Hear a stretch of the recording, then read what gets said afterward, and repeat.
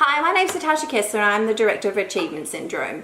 And during our lockdown period, we're doing psych sessions from the couch. So we're going to do this every Sunday and we're going to respond to questions that we get during the week.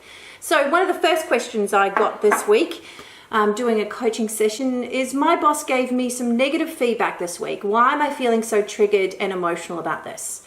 So the interesting thing is that there's this response that we have as human beings called the negativity bias. And I think right now, when you place COVID-19 in our lockdown, what we do is we're losing that face-to-face connection, our ability to read emotions.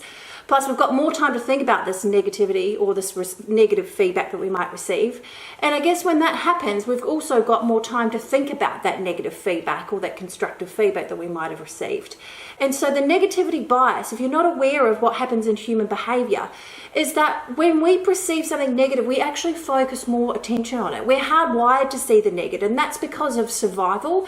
Back in the day when we had to survive, if we didn't see the negative, we would have been eaten by that tiger, or our family wouldn't have survived. So the negativity bias is a real thing, and I think one of the things that we need to be mindful of during this lockdown, if you're leading a team and you're giving negative feedback, be really mindful that you're balancing that up. Make sure that you're not just giving one negative comment because that's all you've got time to do, and make sure that what you actually do as well is say thank you for doing a good job.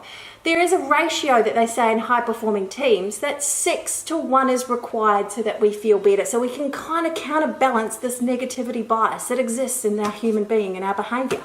So tip number one from me, if you're a leader or a boss, step one to help with this negativity bias and how we can reduce that emotion that's invoked in us when we get that negative feedback, is to actually make sure that we're aware of that 6-to-1 and give positive comments as well. Don't just token them though, but I'm sure you can find some positive things to share with people.